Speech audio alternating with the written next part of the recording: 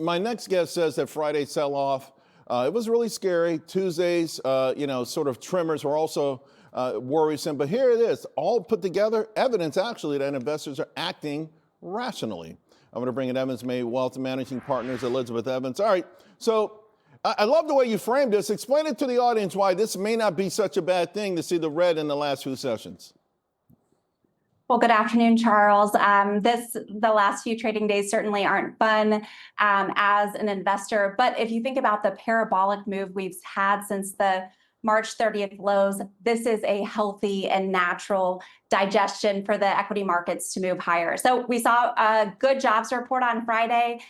We're back to a good news is bad news environment for the market. 2-year Treasury yield rose sharply to 4.17%. Right. And now the market's pricing in rate hikes this year and to next year. But if you take a step back, earnings are growing, the economy is growing, albeit at a slower pace, and the labor market is hanging in there. Let me, you also referenced Bank of America. They put out a bunch of charts saying, hey, maybe this is it. This is what I talked about yesterday. Of all the red flags that they've checked, in March, they had 40% of them were checked. In April, 50% were checked. Now we're up to 70%. And a lot of people are saying, okay, that's it. We're too close to the peak. Where do you stand? Yeah, so their sell side indicator flashed last week. So now we're in the midst of that pullback, and Goldman issued something similar showing that we're in the 88th percentile from a market condition, one of exuberance. So not yet one of irrational exuberance, but exuberance nonetheless. From my standpoint, equity markets do not die because valuations are high. They die when you have earnings misses, when you have an aggressively restrictive Fed or liquidity dries up, and none of those conditions exist today. In fact, what's driven the market higher is earnings growth. When I saw your note saying that semis could pull back as much as 30%, that would take the stocks down below 10,000. But you're still bullish. How do you explain that to your clients? Like, hey, we're going to hold on, and we may hit one heck of an air pocket, but we're going to stay the course.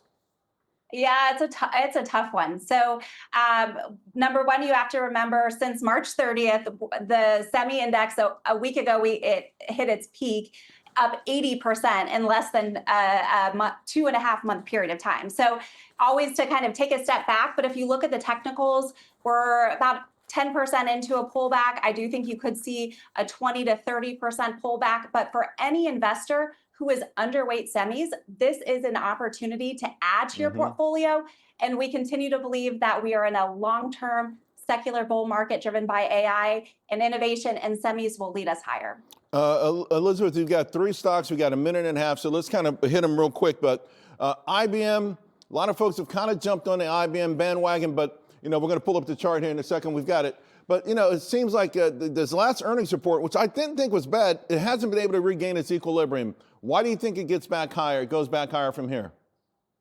Yeah, a blast from the past. They're really emerging as the premier enterprise platform provider. So their competitive advantage is the deep existing relationships that they already have with these large enterprises, and they are neutral as it relates to AI vendors. So they're able to integrate AI into the existing tech stack, which I think is so important as these large institutions move from experimenting to full AI adoption. Vistra was trading with the tech sector. Everything stalled in October. Of course, technology's come back up. Vistra keeps drifting lower. You like it here?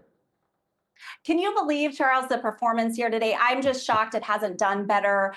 This is a story on power for AI data centers, domestic manufacturing. They have 6.4 gigawatts of nuclear power generation, and half of that is not spoken for. So I do think I'm surprised at the year-to-date performance, but I think there's upside from here. Surprised and frustrated. That's not the only one. Listen, 20 seconds.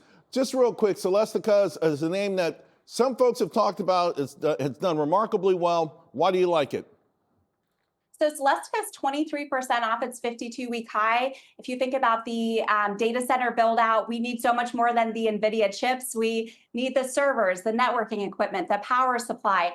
The EPS growth estimates for it being 23% off its 52-week high earnings are expected to be up 69% over the next 12 months, Right. annualizing 45% over the next 3 to 5 years. Yeah, and and it's right there at the 50-day, folks. It doesn't look like it's off as much as she's saying, but it is, and that just underscores maybe volatility, but also upside potential.